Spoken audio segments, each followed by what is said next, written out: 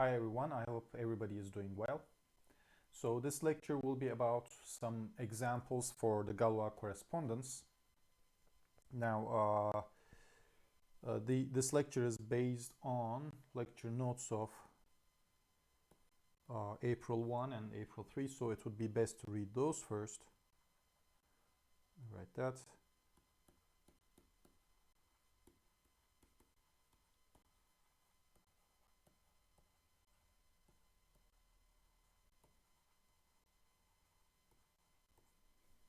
Okay, let me recall the essential result there in those lectures, which is the fundamental theorem of Galois theory.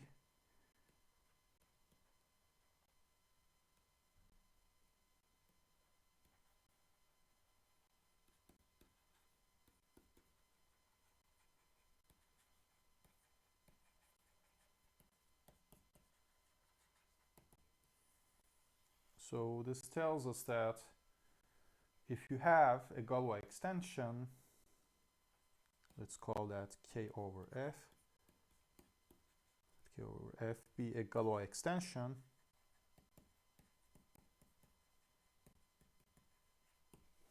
you might remember this as different characterizations. For example, the automorphism group must have order exactly equal to the degree of the extension.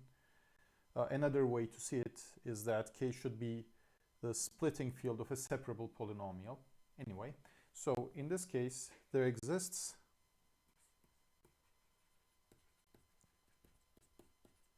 a bijection between the set of subfields of K containing F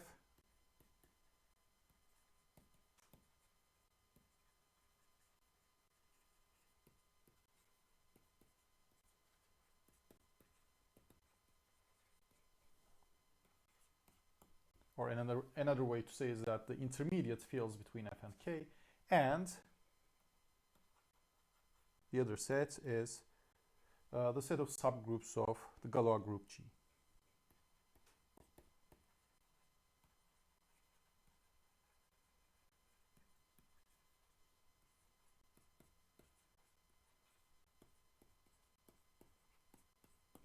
And remember, this just means the set of automorphisms of K which fix the subfield F.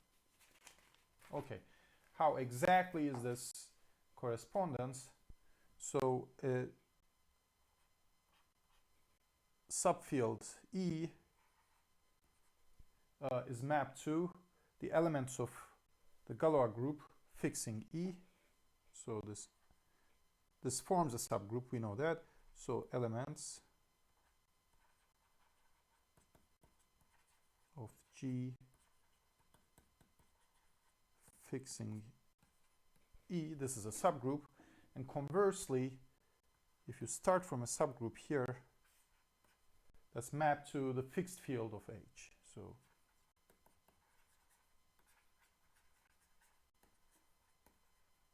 these are the two maps in the opposite directions. And the first thing that the theorem says is that these maps are inverses to each other.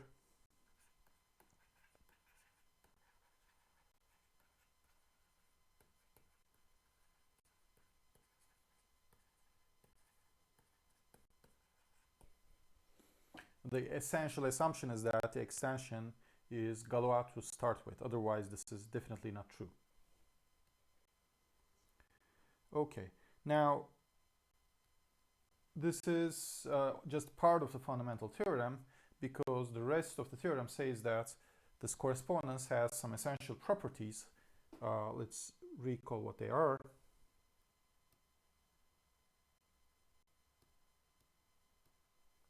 Okay, properties of this correspondence.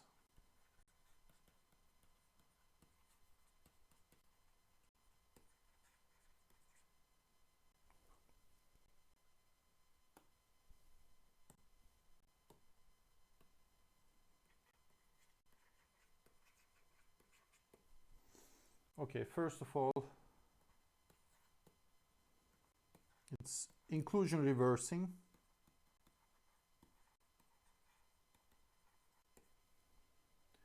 which essentially means that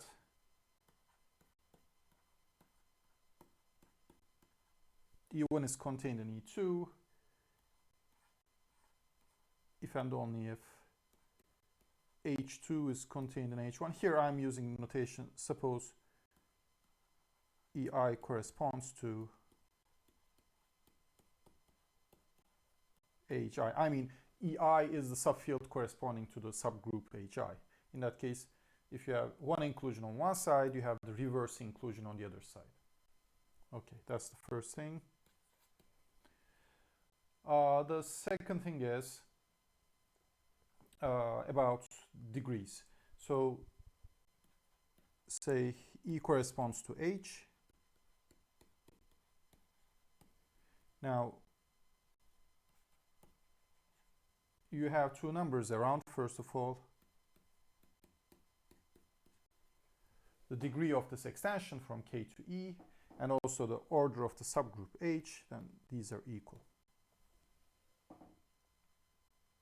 Okay. Now you have another degree around because E contains F, and it is equally reasonable to look at this degree, and this time this is equal to the index of the subgroup H inside G. Well, this is the number of cosets. Well, this is unless H is normal, you cannot really talk about the quotient group, but you can always talk about the index. You can just count the cosets. This is index of H in G, and these are all also equal. Okay, now the third property is, if you want to look at the top side, so K over E for an intermediate field, this is always Galois.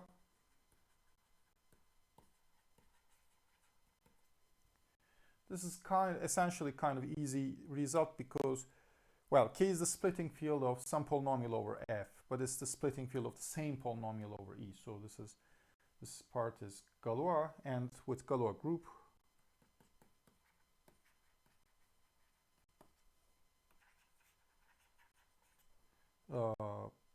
H.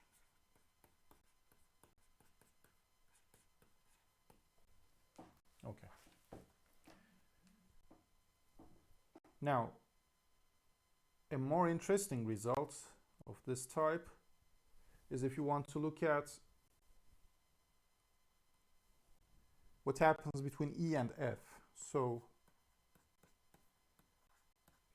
between the intermediate field and the base field, this is not always Galois. This is Galois if and only if H is a normal subgroup of G, and if this happens,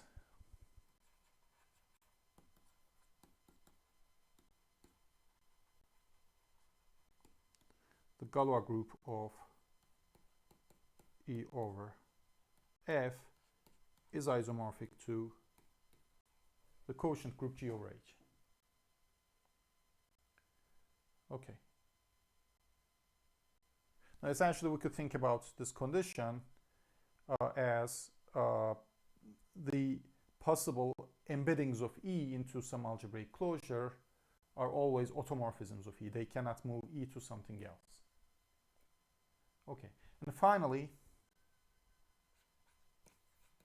the last part tells us that there is a nice correspondence between the lattices, so lattice structure. So suppose you have two subfields here. Well, this is lattice structure. You can always take the intersection of these subfields, and you can also look at the compositum of these fields. So this would be the largest field contained in both, and this is the smallest field containing both. Now, on the other hand, on the group side, you have H1, H2, let's say, again, with the understanding that EI corresponds to HI. of course, you can intersect subgroups and it's still a subgroup. And furthermore, you could look at the group generated by these two. You have similar lattice structure here. And what the theorem says is that you have some correspondence. Well, everything is inclusion reversing, remember.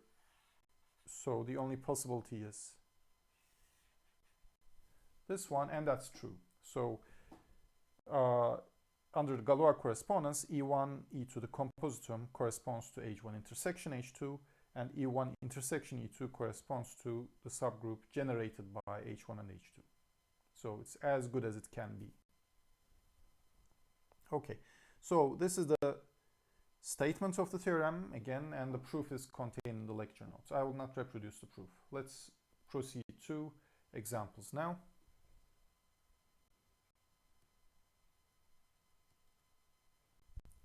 Okay.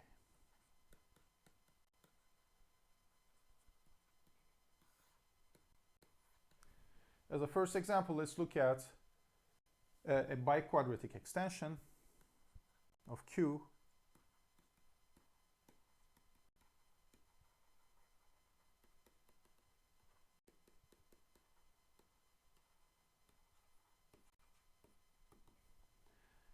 for example, it could be something like Q adjoint square root 3, square root 2, and square root 3. Okay, this is a splitting field, so this is the splitting field of which polynomial? So field of, for instance, fx equals x squared minus 2 times x squared minus 3, right? So it is Galois.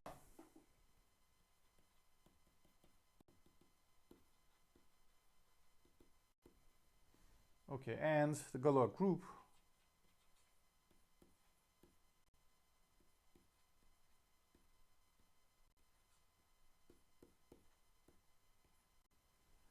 is actually easy to see that this is isomorphic to Z2 cross Z2, the Klein 4 group. Why? Well, let me write the elements in the following form: 1 sigma tau, sigma times tau, where sigma and tau are generators of these Z2s. Why is this true? Well, any automorphism is uniquely determined by where it sends square root 2 and square root 3. And there are two possibilities for each. So sigma, let's say square root 2 is root 2, but it moves the other one. And tau, square root 2 is minus square root 2, and tau root 3 is root 3. Well, these are the only possibilities essentially, and of course their composition. I mean, they can both be moved to their negatives, and you just get 4 elements, so these must be the 4 elements around. I mean, this immediately proves that these must be all the automorphisms. Okay, well, in this case, the lattices are quite straightforward. We know all subgroups of the Klein 4 group, and corresponding to each of these subgroups, there must be a fixed field. So let's draw the lattices. Now, first the group. Okay.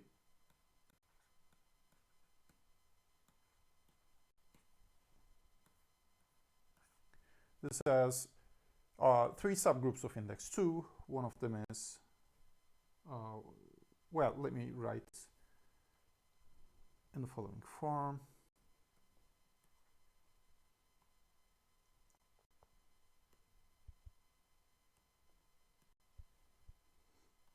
You have the subgroup generated by sigma, the one generated by tau, and the one generated by sigma tau. And of course, all contain the trivial group.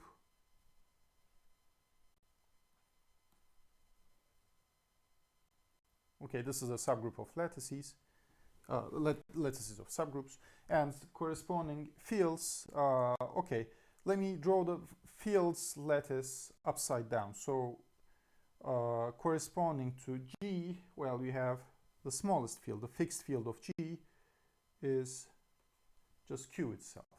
Well, on the bottom, you have the fixed field of 1 is everything. So it is just Q root 2 root 3.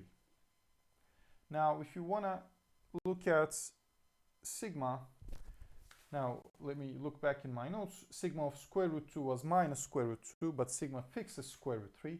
So the fixed field of this subgroup is Q square root 3. So if I want to draw somehow in the same place, I should put Q square root 3 here, corresponding to the subgroup generated by sigma.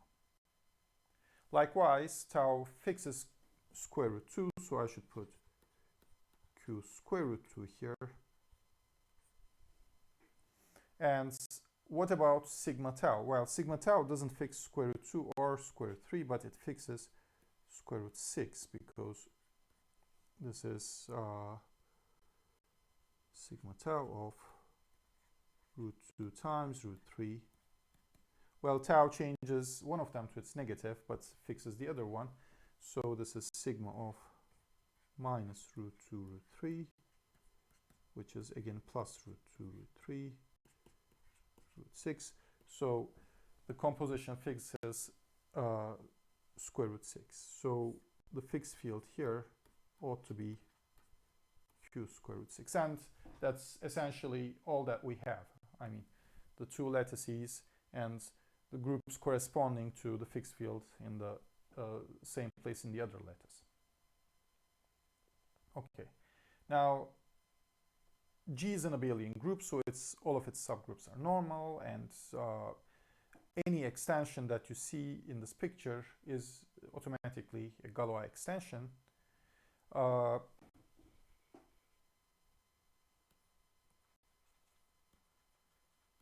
subgroups of G are normal, and this Q root 3 over Q and the others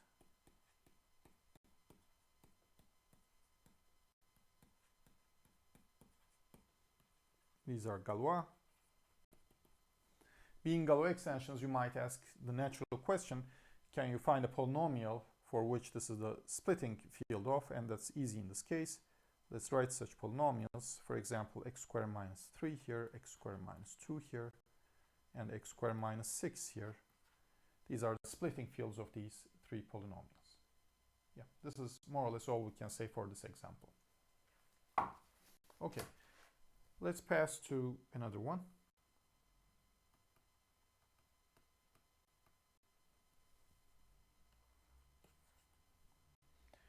Okay, if you want to look at cube roots instead of square roots, we know that Q cube root 2 over Q is not Galois.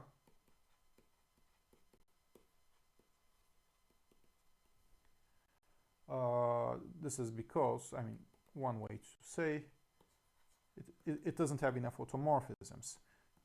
This automorphism group is trivial. So its order is much less than degree of the extension.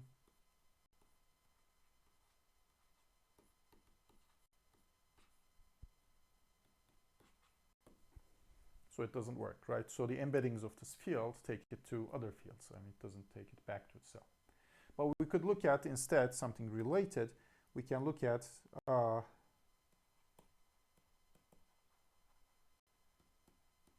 say K is the splitting field of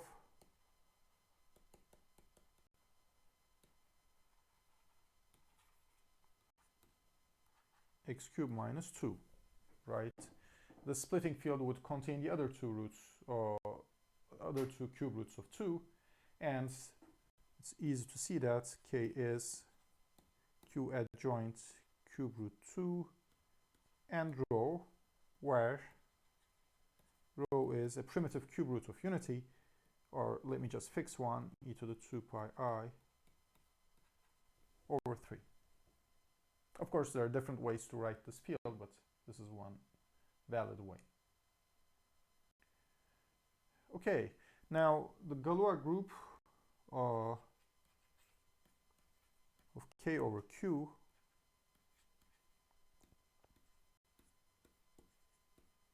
I claim this is isomorphic to the symmetric group on 3 letters. I think we talked about this before.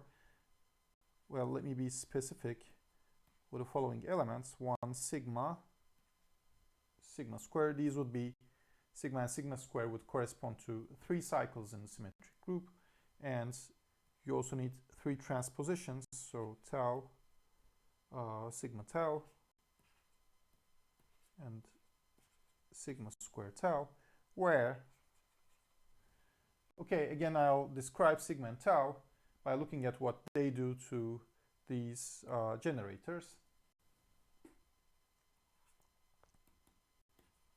Well, sigma is the one that sends cube root 2 to rho times cube root 2, and sigma, rho to rho. And tau sends cube root 2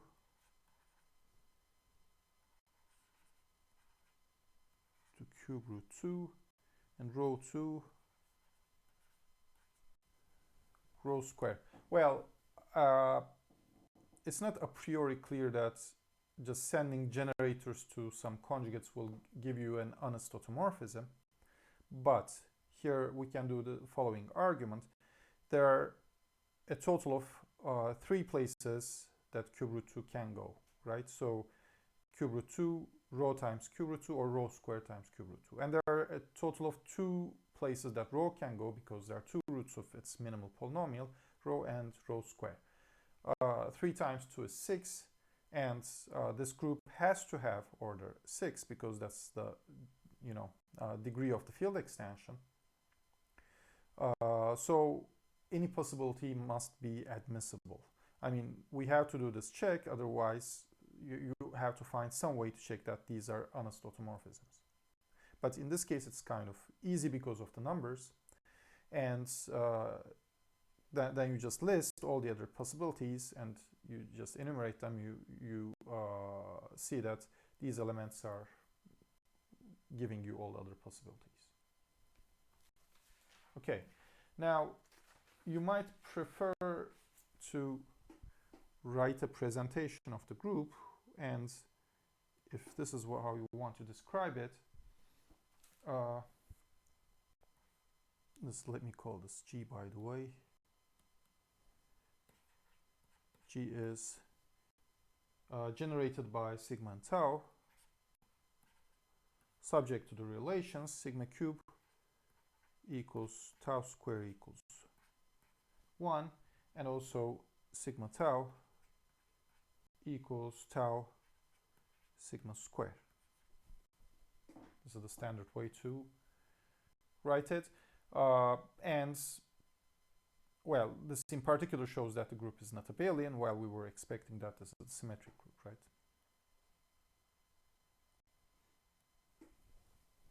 Okay, now how about the lattices?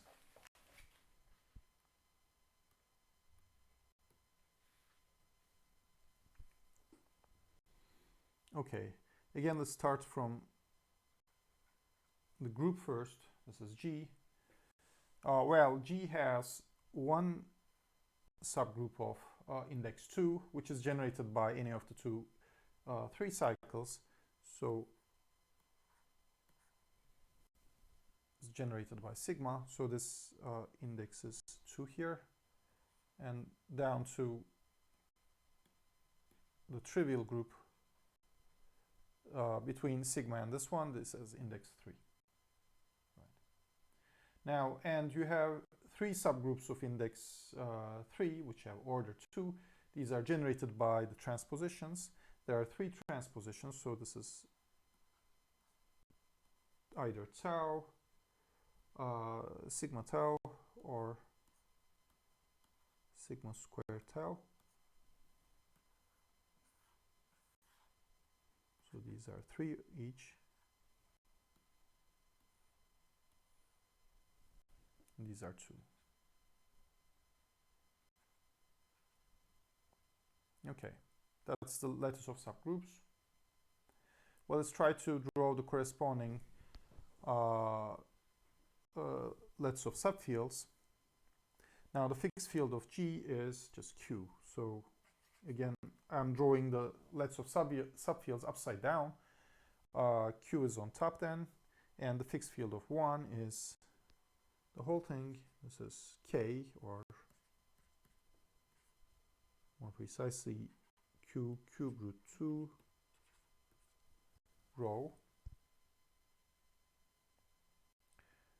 Okay, then let's find the fixed field of sigma.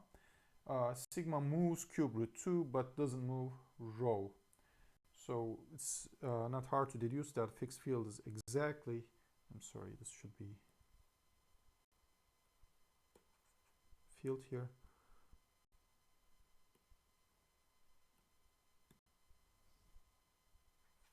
This fixed field is exactly Q rho. Remember that Q rho is a degree 2 extension of Q, and this K is a degree 3 extension of Q rho, so this fits that part. Okay, what is the fixed field of tau? That's exactly Q cube root of 2. So again, Q cube root of 2 is a degree 3 extension of Q. Okay, this fits right here. How about sigma tau? Well, if you look at what sigma tau does, you realize that it fixes the element rho square cube root 2. So the right thing to put here is rho square cube root 2. A small computation is needed to just ensure that this is true. And sigma square tau fixes Q rho cube root 2. And that kind of completes the picture. Okay. Now, what about normal subgroups? So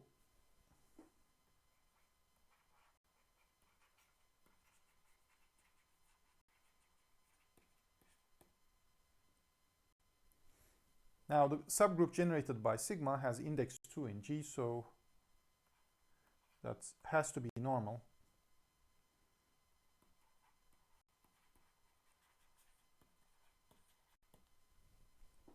Okay. So this just tells us something that we know. Q rho is a Galois extension of Q.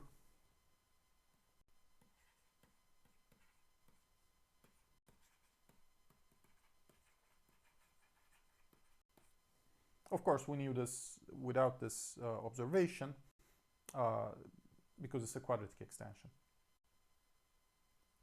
The other three subgroups are not normal.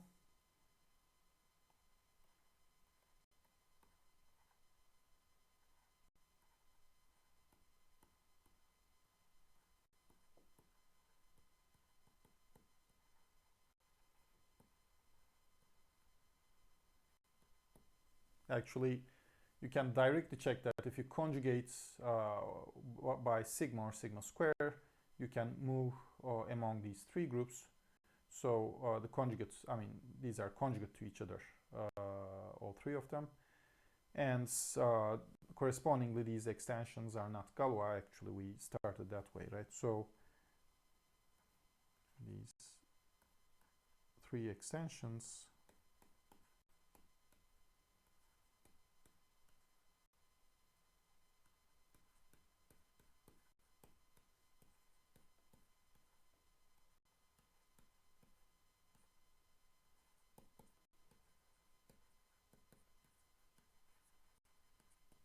So this kind of completes the picture. Okay, so let's move on.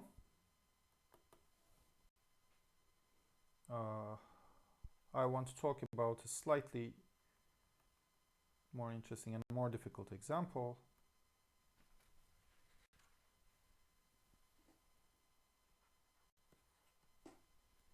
Okay, let's look at, let K be the splitting field of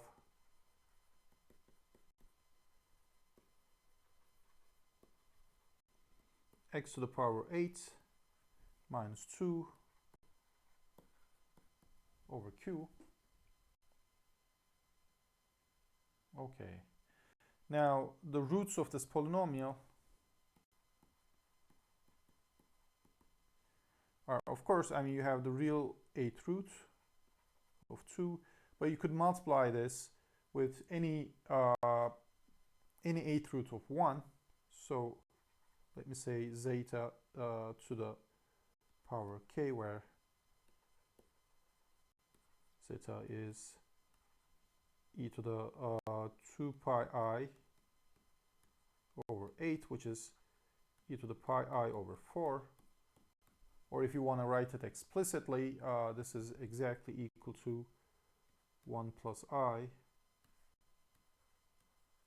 over square root 2. Okay, these are the roots.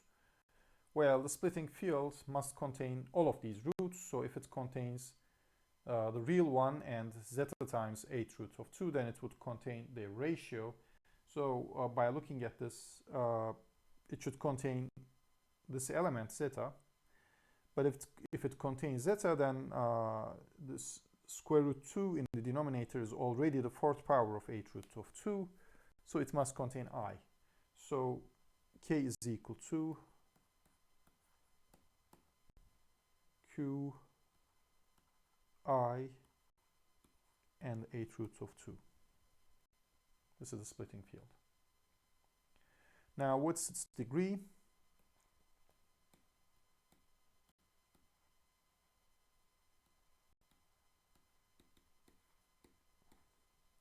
If you just add 8 root of 2 without the I, you would have a degree 8 extension. X to the 8 minus 2 is an irreducible polynomial, as can be easily checked. But you also have I, and that's going to create something new because you are getting out of this total real field. So you can see quickly that this degree must be 16. And it's a Galois extension, of course, because it's a splitting field.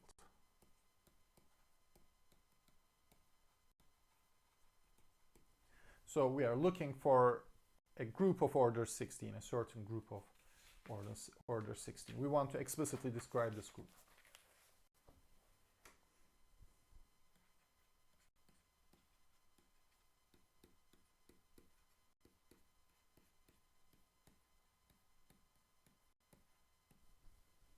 Okay.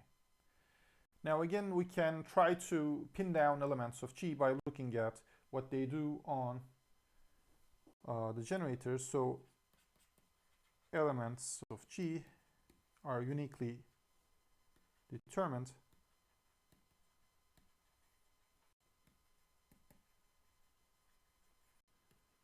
by their action on 8 root of 2 and I.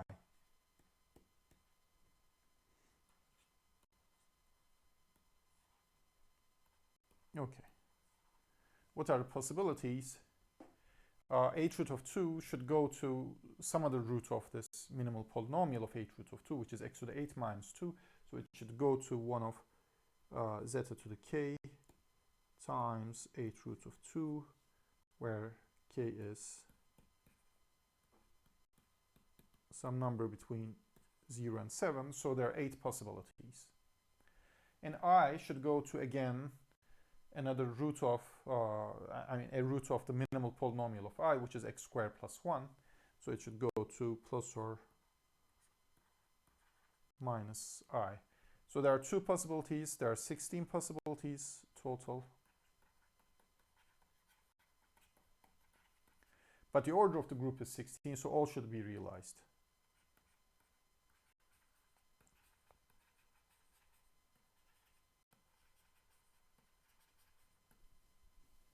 Okay, yeah.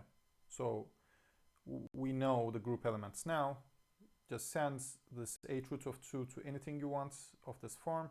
Send I to plus or minus I. Do these independently, you get all the group elements. Now, this is kind of one way to pin down the group.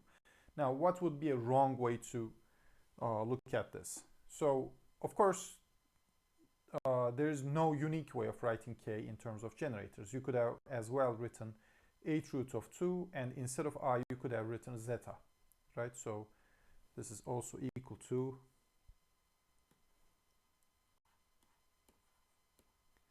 q zeta h root of 2. There is no problem with that. But if you try to carry out the same thing here, well, for the h root of 2, there's no problem, but zeta could go to, well, you could say in the beginning one of the roots of the minimal polynomial of zeta. What's the minimal polynomial of zeta? It's a primitive h root of unity. And so if you look at the cyclotomic polynomial of order 8, you see that there are 4 possibilities. So zeta cube, zeta to the 5, and zeta to the 7. But now something looks wrong, right? So you have 8 possibilities here and 4 possibilities here. It makes 32 possibilities, but the group is of order 16. So what's wrong? It means that these choices are not independent at all. So I mean, what you are doing to h root of 2 affects what you are doing to zeta. I mean, these 4 possibilities are not all realizable independent of what you do to h root of 2. So, and part of it, the hint lies in the square root 2 down here. Once you decide where h root of 2 goes, you're also saying something about where root 2 goes, so you are constraining the result. So you should be extremely careful when you're writing these automorphisms.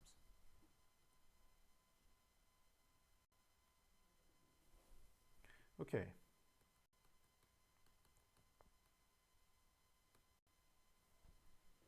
Now,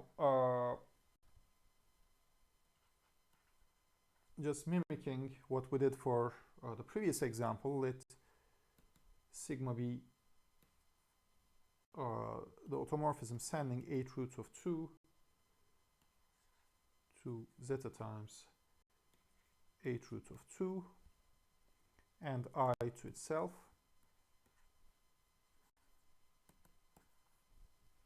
And tau, the one that fixes h root of 2,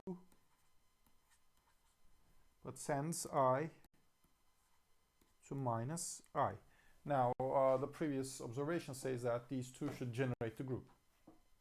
And it's not difficult to see that all elements of G are the following. First of all, you have 1 sigma and its powers, its order is 8, so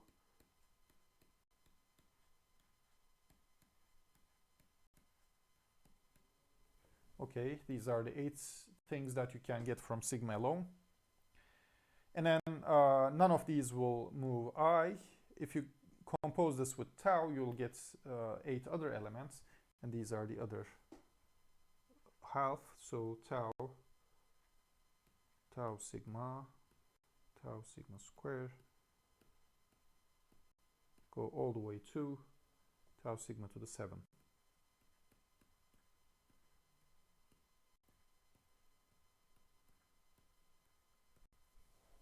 These are the 16 elements of this group.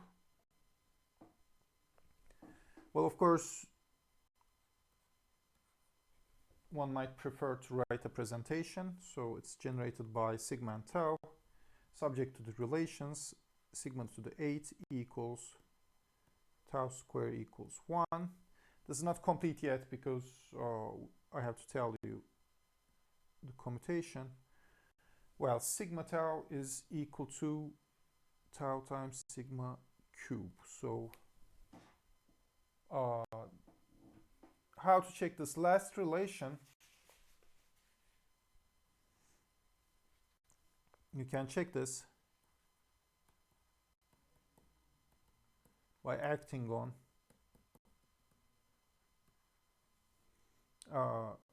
h root of 2 and I. If they give the same result on h root of 2 and I, then they should be okay.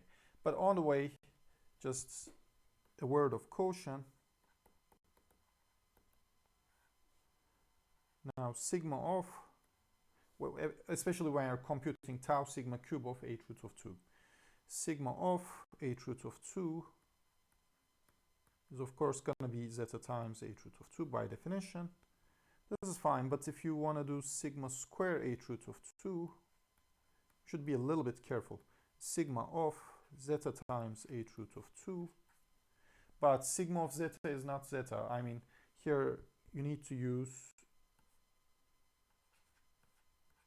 sigma of zeta. Zeta itself is 1 plus I over root 2, and you know what happens to I, you know what happens to root 2. If you compute that explicitly, you find zeta to the power 5.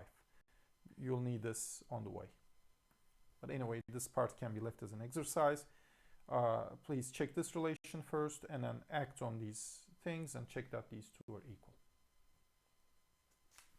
Okay. So, in particular, it is not an abelian group. So this is a certain group of order 16,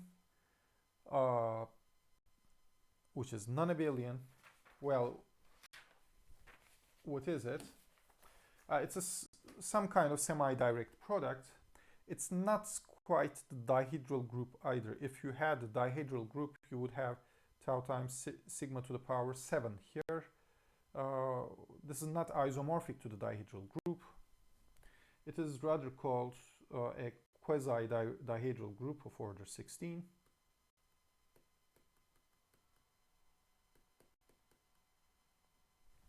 Let me try to show the elements momentarily. G is called.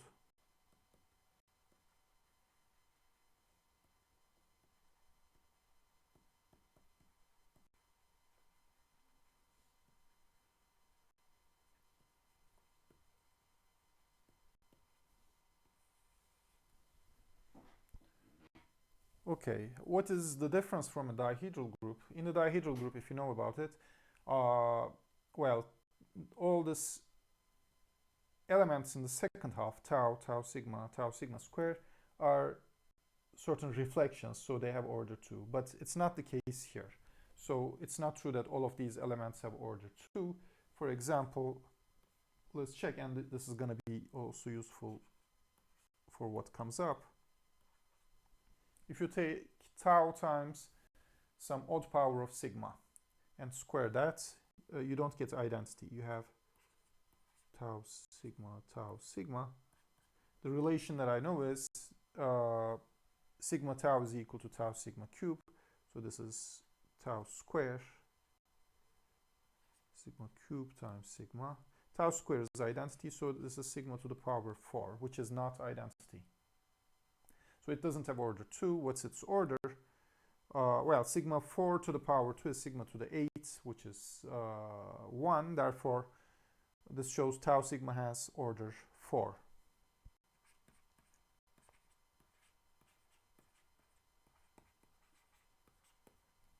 Instead of 2. So it's not the dihedral group. It's some other non-abelian group of order 16.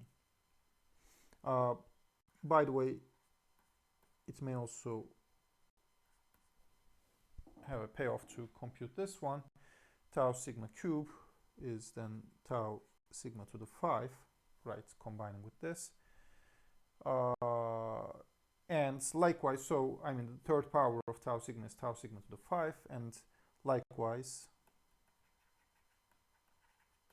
if you start from tau sigma cube and square it, same computation shows you that you get sigma to the 4 and tau sigma cube is tau sigma to the 7. So tau sigma generates a certain cyclic subgroup of order 4, and tau sigma cube generates another cyclic group of order 4. This is just to use a little bit later. Okay, now let's pass to lots of subgroups.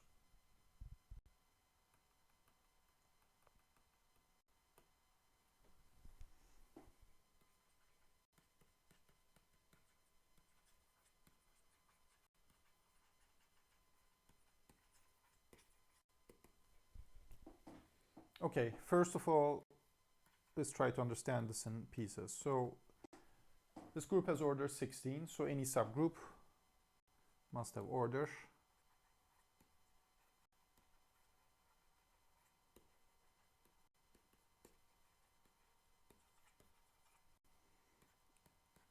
1, 2, 4, 8, or 16. 1 and 16, they're trivial, we know what they are. So maybe the first thing to look at is order 8 or index 2. What are all the index 2 subgroups?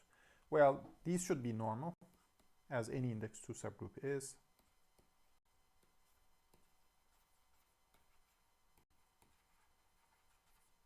So if n is such a, say, n has order 8, then it's normal, so G over n must be isomorphic to Z2, right? Because there's only one group of order 2. So in particular, there exists some epimorphism phi from G to Z2 such that the kernel of this epimorphism is n, right? Okay, so it's just a matter of looking at all possible epimorphisms from G to Z2. And you know the generators, so just look at where the generators could be sent to. So possibilities.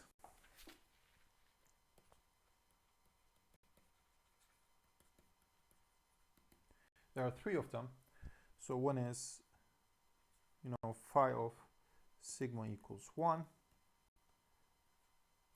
phi of tau equals 0. This is one possibility.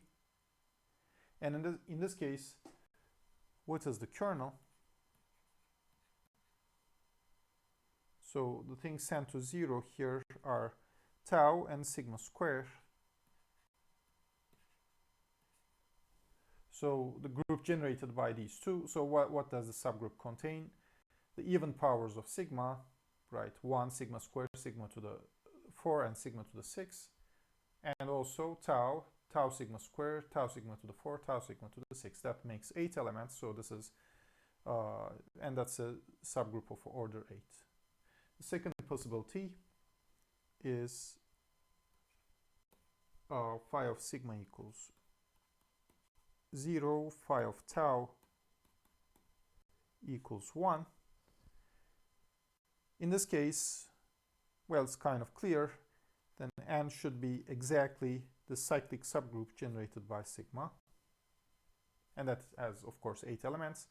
The other half, these elements that contain tau in their representation, they go to 1 and they are not in the kernel. Okay, the second possibility. And the third possibility is phi of sigma equals 1 and phi of tau is also equal to 1. And in this case, what is n? Well, you have sigma squared and its powers, 4 elements like that, but also you have these tau times odd powers of sigma. Well, I wrote one of them, but of course, by multiplying by sigma squared, you can get the others. 4 elements of that form and 4 elements of as powers of sigma. That again makes 8. You can immediately check that's a subgroup. And this is the third possibility. You don't have a fourth possibility because if you send both of these generators to 0, that's not going to be an epimorphism. Okay, so we have exactly 3 subgroups of order 8, and here they are. So this tells us that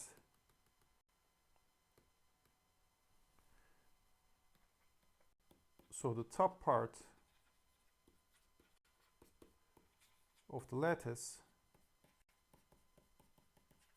looks like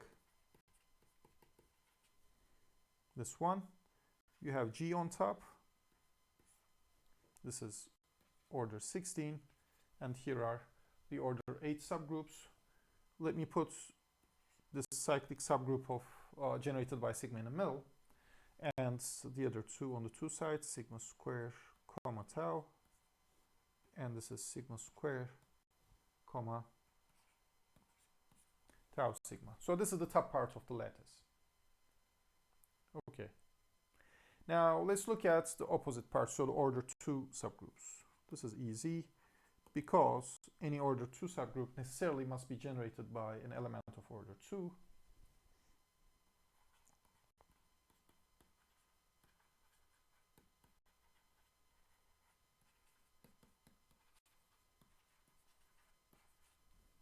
And you just look at which elements have order 2. These are, okay, this, I'm writing the subgroup sigma to the 4, then tau, and also tau times an even power of sigma. These also have order 2, you can easily check.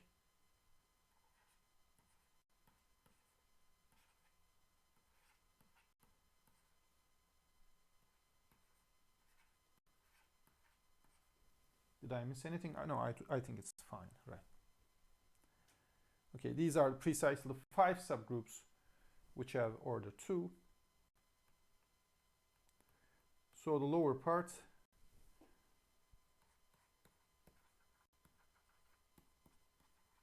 of the lattice must be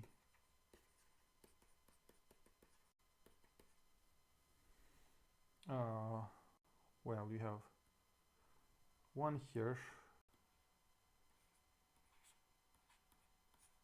Let me put the others in this way. It's a little bit unsymmetric. I put them all on the left to make some sense with the top part later on. Okay.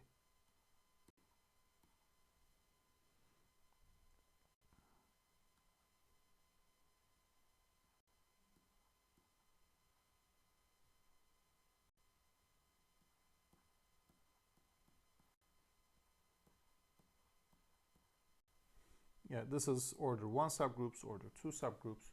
We know that. So let's now try to complete the picture by also putting the order 4 subgroups. Okay, so I need some more space for that. And I also will draw the lattice of subfields soon. So let's see if I can fit them both into the same picture. So let's put G here on top. Okay, the 3 subgroups of order 8. Sigma, sigma square, tau sigma, and sigma square, comma tau. These are order 8. Let me put the sigma to the 4 here and 1 here.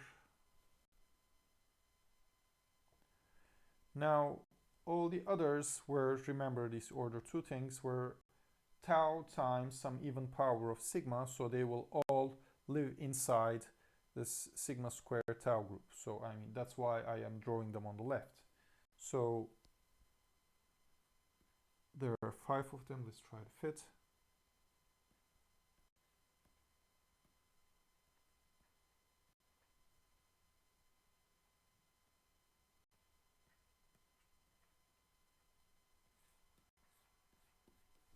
Okay, these are order 1, order 2, order 8, and order 16. So how do we join them? By putting order 4s in the middle.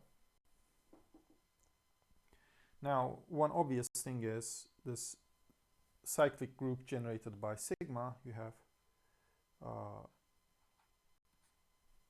the subgroup generated by sigma square in the middle.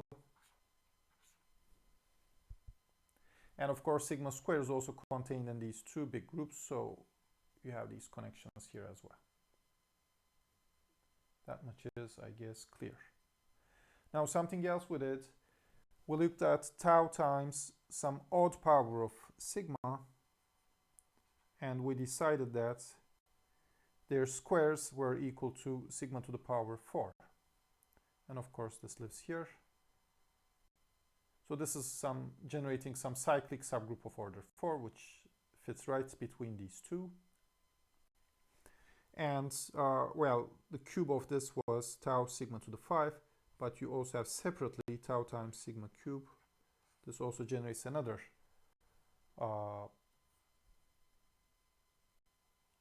cyclic subgroup of order 4, so this is another thing here.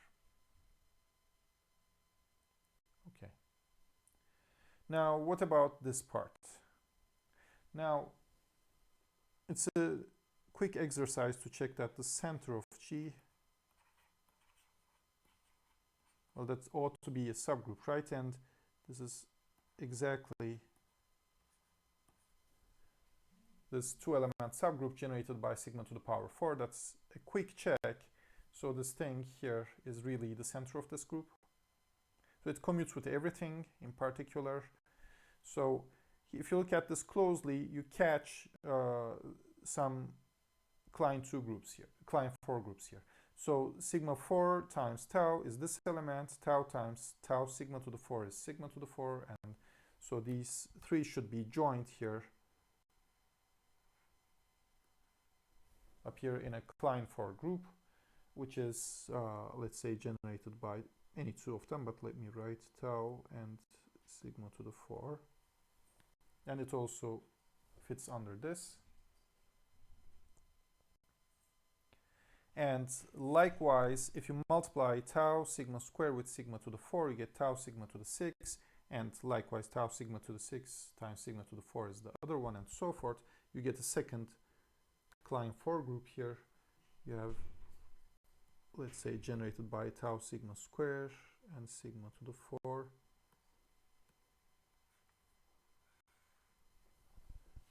Okay. And if you stare at this diagram for another 10 minutes, you decide that there can be no other subgroups of order 4, and this is the whole lattice. Okay, so this part of the story is kind of complete. Now, what about the fixed fields? Let's try to draw them on the right side in parallel to this one. Well, the easiest ones, I guess, you have Q here, and down here you have K. Everything. Now it's gonna get complicated here, of course. What are the easiest things? Okay, what's the fixed field of sigma? Sigma was moving h root of 2, but fixing I, so I would have to put qi here right below. Okay, now what is the next easiest thing to see? Well, sigma square, what does sigma square do?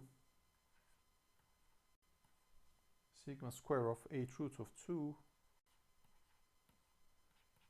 this is sigma of zeta h root of 2. Sigma of zeta, we talked about it, was zeta to the 5, and you get an extra zeta from sigma of h root of 2, so the answer is zeta to the 6 h root of 2. Okay. But then, what does this tell you? If you look at sigma square of just square root 2, not the h root, this is the 4th power, so you should also take the 4th power here. Zeta to the 24 is 1. So this is square root 2, and you realize that sigma square must fix square root 2. Okay, so of course sigma square also fixes I. So down here, corresponding to sigma square, now I have to put I and square root 2 together. How about sigma to the 4? You do an analogous computation, you get you first get zeta to the 4 times h root of 2 when you apply to square root of the h root of 2, and if you take squares by a similar computation, you decide that this should be I 4th root of 2, and that sort of completes this center part. So this is the fixed fields of these powers of sigma. Okay, what about tau? Now tau itself fixes h root of 2 but moves I to minus I. So if you want to be fixed under tau, your field must be real. So that's one maybe observation which makes things easier. If you want to be fixed by tau, you must be real, and that's the only condition. So you should put q h root of 2 here for tau. Okay. Now if you want to go one step up, this should be kind of okay, what should this field be? This field should be the intersection of the two, right? The intersection. What's the intersection of these two fields? Well, 4th root of 2 is in both. I is not here, so you should just get q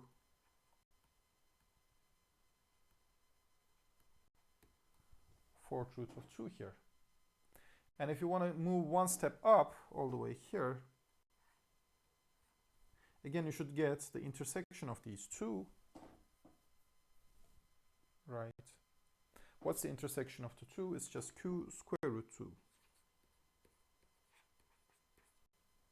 It kind of makes sense because you have a quadratic extension, which you should.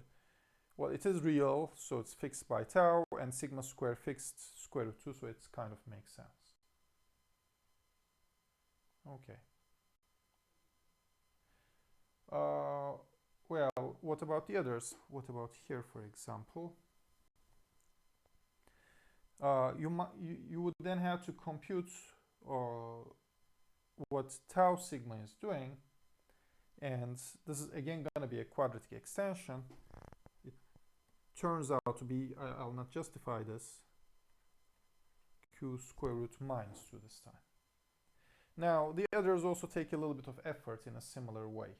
Let me not spend time on this, but you can check either by element-wise computation, or you can compute some of them and then compute intersections.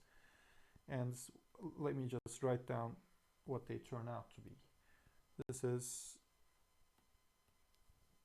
q adjoins 1 plus I times 4th root of 2. And this is q adjoint 1 minus I 4th root of 2. They join up here. Maybe it might pay to notice that 1 plus I times 1 minus I is going to give you yeah, maybe, okay, maybe not, that's not the best way to look at it. Okay. And here you also have one field corresponding to this group. This is q, turns out to be q I times 4th root of 2. And you have certain conjugates of h root 2 here. Not all of them, but so you have, yeah, this part will get messy. The right things are q zeta squared times h root of 2 in this order, then q zeta cubed times h root of 2, and q zeta times h root of 2. And I might be missing some inclusions. Oh, sorry. This is not here.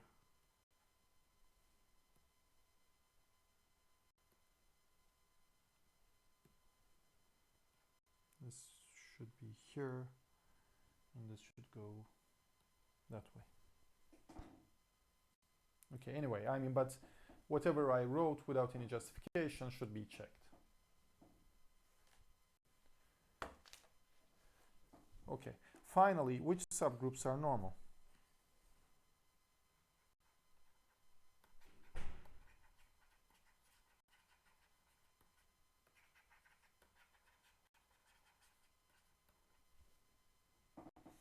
Let me try to circle out the normal subgroups here and also the Galois extensions here of Q. Well, first of all index 2 subgroups are normal.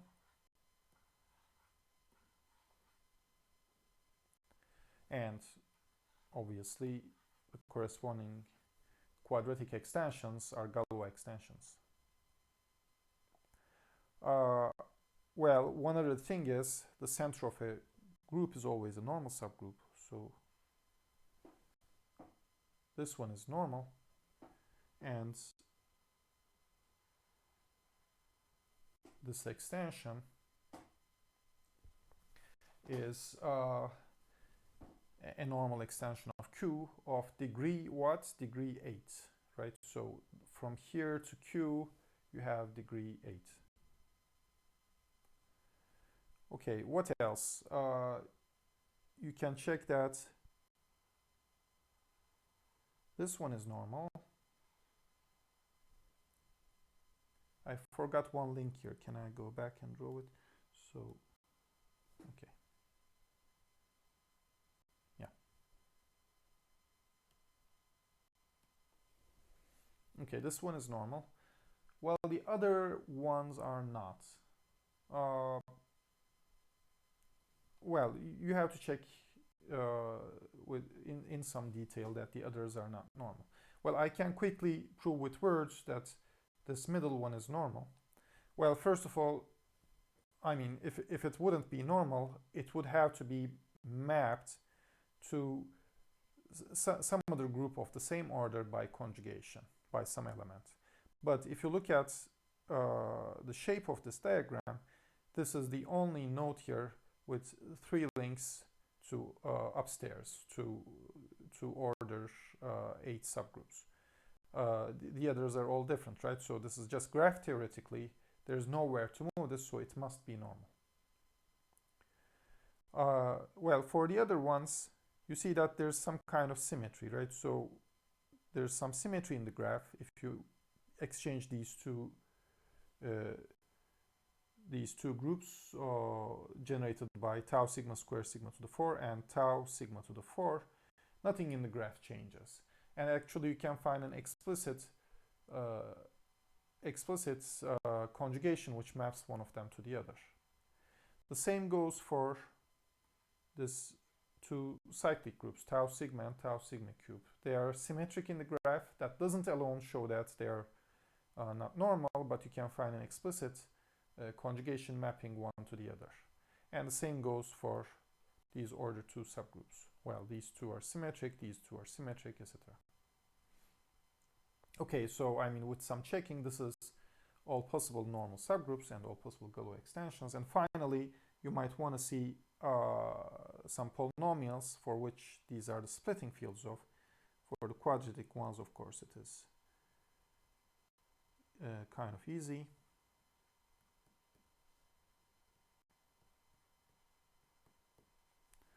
For the middle one, well, you don't have to use an irreducible polynomial. So you can just multiply x squared minus 2 and x squared plus 1, or x squared plus 2 and x squared plus 1. It doesn't matter, of course. Well, this part, this qi square root 2 is just a Galois extension of q, which is something we saw before. It's a biquadratic extension, right? And what about this one? This one is slightly more interesting. Well, you could see this as the splitting field of x to the power 4 minus 2. I mean, splitting field would contain 4th roots of 2 and also a 4th root of unity because it's the ratio of two consecutive roots. Okay. By the way, the Galois group is a nice exercise to show that the Galois group of this big one is isomorphic to D8, the dihedral group. Let me leave that as an exercise. Well, the hint is this lattice. I mean, just look at this lattice and see what the subgroups are. Okay, that concludes this lecture. I hope everything is fine, so see you next time.